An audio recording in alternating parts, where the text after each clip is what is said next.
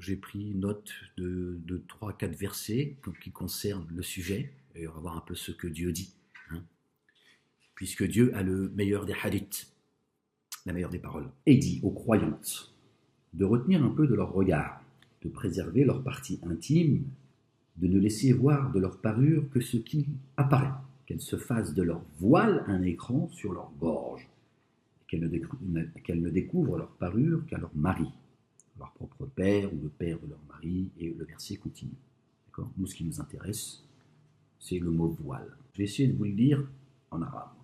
Je ne suis pas arabophone, donc je vais essayer de vous lire comme je peux.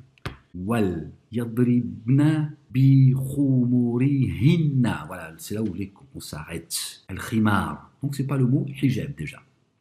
Ala junubihim bihinna, etc. D'accord ? Qu'elles se fassent de leur voile, al khimar, un écran sur leur gorge.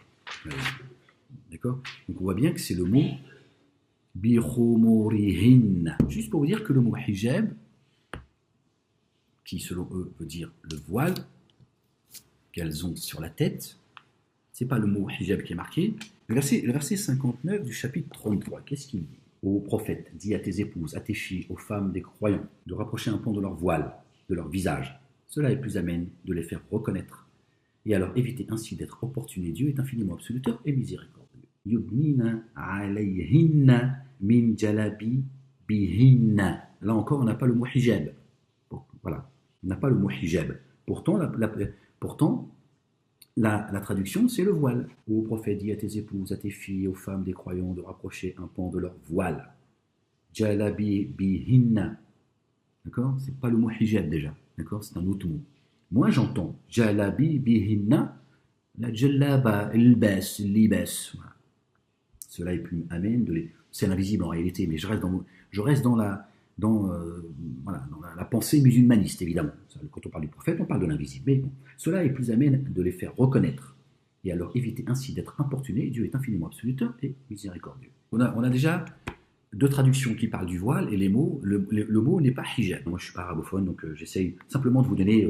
Je ne suis pas là pour faire une leçon de lecture, mais que vous entendiez les mots. Au fils d'Adam, nous avons effectivement fait descendre sur vous des vêtements cachant vos parties honteuses, ainsi que des parures. Mais le vêtement de la piété, voilà qui est meilleur. Cela fait partie des signes de Dieu.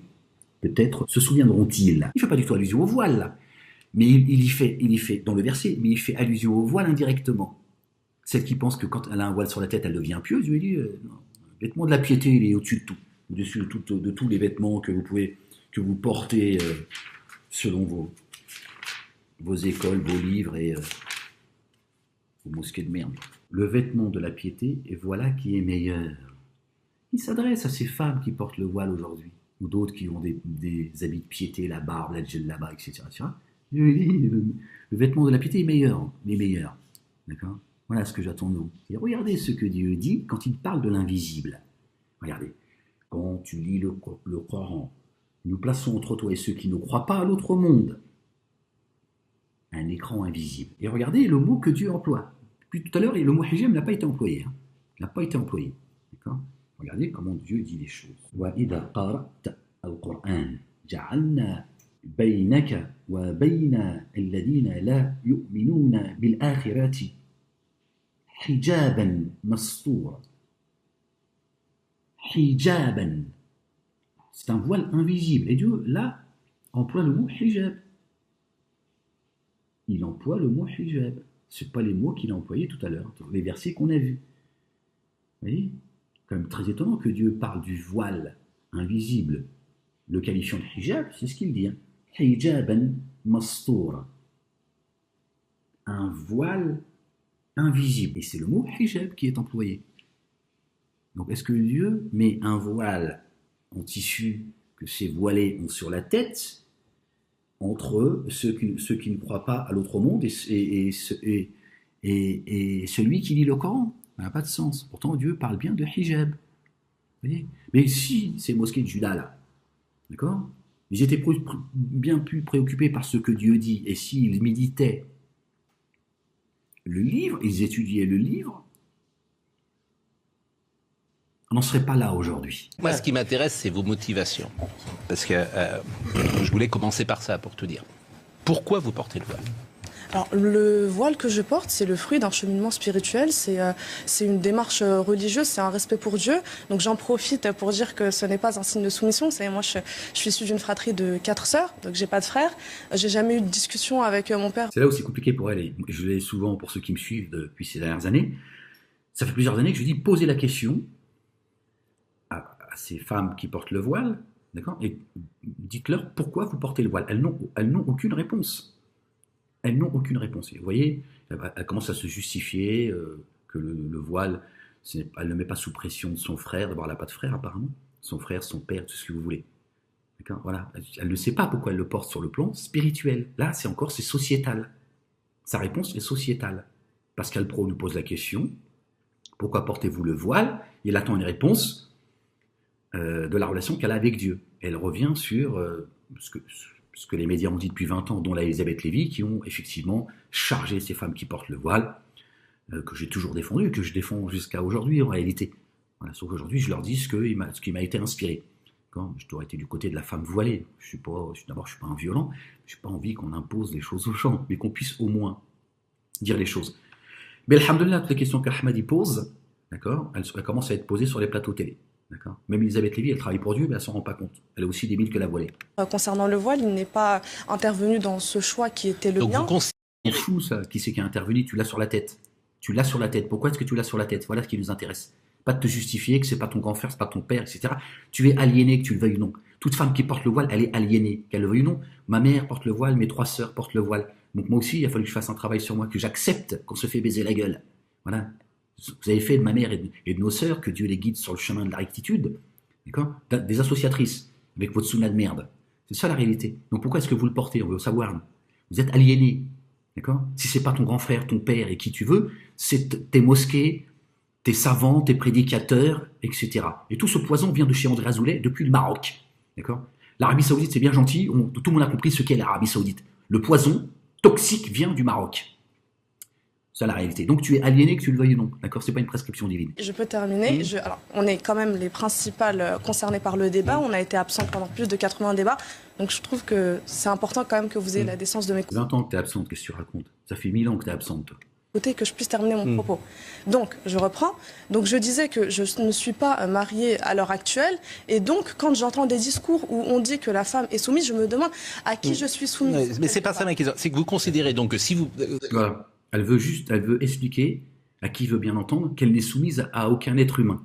On en a rien à foutre. C'est fini, ça fait partie du passé, la propagande juive, elle a été faite.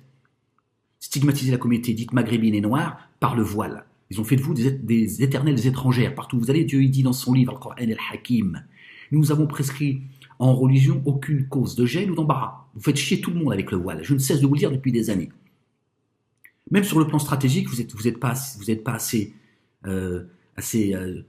responsable pour dire, écoutez, le voile, il est temps de l'enlever maintenant. Avec vos discours, et après le voile, ce sera quoi? Après le voile, ce sera quoi? Voilà vos réponses. C'est-à-dire que si vous ne portiez pas le voile, vous seriez en contradiction avec Dieu. C'est ça que vous me dites. C'est-à-dire que alors pas du tout.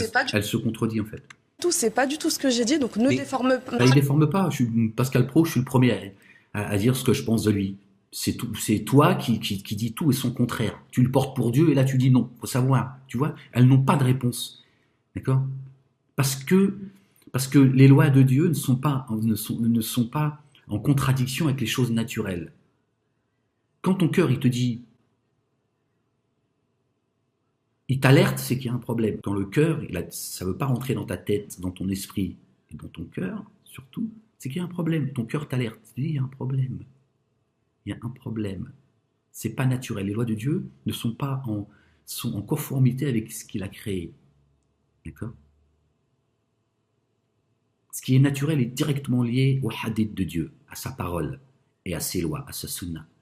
Là, il y a bien une cause de gêne et d'embarras, d'accord, pour elle et toute la communauté dite musulmane, parce qu'à travers elle et à travers les trucs, là, le Front National, du Front National là, qui a fait son buzz avec la femme voilée, c'est pour jeter l'opprobre sur toute une communauté. avec les discours, pas d'amalgame, tout ça, on connaît la musique par cœur. Voilà, pendant qu'on est en train de piller le pays, on est en train de l'amener dans une guerre civile, les bougnoux, ils passent leur temps à défendre leur voile. C'est là où tu dis, mais qu'est-ce que vous avez sous votre voile? Subhanallah al-azim. C'est le signe de la malédiction de Dieu, ça. Ce voile est le signe de la malédiction de Dieu. C'est la punition de Dieu, ça. Ce voile invisible que Dieu a mis dans le cœur de certains et de certaines, il est sur leur tête. Et sur leur tête, c'est un signe. C'est un signe. Quand tu portes le voile, tu as un voile sur ta poitrine. Ça ne peut pas être autrement. Quand tu penses que ce voile c'est une prescription divine, tu as un voile. D'accord? Sur le cœur. Tu finis par le mettre sur ta tête. Tu es identifié. Aujourd'hui, ces femmes qui pensent ne pas être aliénées, portant le voile de leur propre chef, elles n'ont toujours pas compris qu'elles sont soumises à votre dogme, à votre sunna à vous. C'est une prescription religieuse, mais pas divine. D'accord? C'est pour ça qu'elles n'ont aucune explication à donner d'elles-mêmes, celles qui prétendent le porter. Je ne parle pas de celles qui jouent les pieuses, hein, parce qu'il y en a aussi, elles portent le voile, elles le portent parce que elles ont le sentiment d'avoir effacé leur passé, comme si qu'il fallait qu'elles se flagellent en permanence. Dieu il a dit, je suis l'absoluteur. On ne va pas se cacher derrière nos petits doigts. Les êtres humains s'attirent les uns les autres. Il n'est pas question de perversité. Lorsque l'on dit ceci, on nous explique que oui, vous êtes tous des pervers, vous ne savez pas vous tenir. Non, c'est juste que notre foi nous amène à la prévoyance, que ce soit pour les hommes ou pour les femmes. Donc il y a bien une peur, la prévoyance. Peur de quoi? Peur de quoi, Boussena? D'avoir des mauvaises pensées en regardant une jolie femme, les cheveux à l'air? C'est ça qui t'inquiète, Boussena? C'est ça qui vous inquiète? Est-ce que tu penses que ça, c'est du domaine de la religion? Est-ce que tu ne crois pas que ce problème vient d'ailleurs? Ce voile qui est une spécificité pour la femme, c'est notre compréhension, c'est notre vision des choses. Pour revenir au verset et pour répondre à ceux qui disent que le voile n'est pas dans le Coran, dans ce verset, Dieu demande aux femmes de rabattre leur khimar. Là, on ne parle plus de hijab. C'est le khimar. Hein. On devient un peu plus précis. Hein. On commence à oublier le mot hijab, parce que ça fout le bordel, tu vois. Parce que tu sais plus, tu dis, ouais, mais quand Dieu prononce le mot hijab, apparemment, c'est pour d'autres occasions. Donc c'est le khimar. Sur leur poitrine. Le khimar, c'est dans la langue des Arabes, ce qui couvre la tête. Pourquoi Dieu dit sur leur poitrine et pas leurs cheveux? Pourquoi Dieu prononce clairement à la femme, il dit à la femme, voilà, rabat ton voile sur ta poitrine. Tu vois bien que c'est pas les cheveux d'une femme qui t'excite. Tu peux que la trouver belle si elle est belle. Tu peux lui trouver du charme, tu peux lui trouver plein de choses. Voilà, mais pas au point de, partir, en zone rouge. Par contre, quand tu commences à regarder d'autres endroits de son corps, oui, là, tu commences à penser autre chose. Donc, tu vois bien, c'est une question c'est une question de bon sens, de discernement. Par exemple, Al-Fayoumi, un érudit qui va dire « Al-Khimar est un vêtement qu'utilise la femme pour couvrir sa tête. » Et le terme « Juyub » est le pluriel de « Jayb » qui correspond à la poitrine. Le verset exprime donc le fait de couvrir les cheveux, le cou et la partie supérieure de la poitrine. Et le fait de dire de le rabattre sur la poitrine au lieu de le rabattre sur le visage implique en même temps le dévoilement du visage. Vous avez vu les explications tirées par les cheveux, sans faire de jeu de mots, il m'aime ceci, il m'aime cela, mais jamais les livres de Dieu. Jamais les livres de Dieu, ça ne les intéresse pas. Tous, autant qu'ils sont, tous ceux qui interviennent dans les conférences, dans les mosquées, les imams, prédicateurs des mosquées, etc., tous, c'est tout le temps El Cheikh, il a dit, l'imam machin, il a dit, le Sahih, il a dit, c'est jamais le livre, jamais les livres. Si l'on regarde maintenant la tradition prophétique, c'est similaire. Il y a d'abord le hadith de Asma qui est très clair. On nous dit qu'il n'est pas authentique, ce n'est pas tout à fait cela, il faudrait en discuter longuement. En tout cas, il y a discussion sur sa fiabilité. Ce hadith dit ceci, le prophète, paix sur lui, dit à Asma, radiyallahu anha, ô Asma, lorsque la femme atteint l'âge de la puberté, il n'est pas bon de voir d'elle que ceci et ceci, et il désigne le visage et les mains. Alors, le hadith de Asma, pour ceux qui ne le savent pas, c'est un homme né 90 ans après la mort du prophète.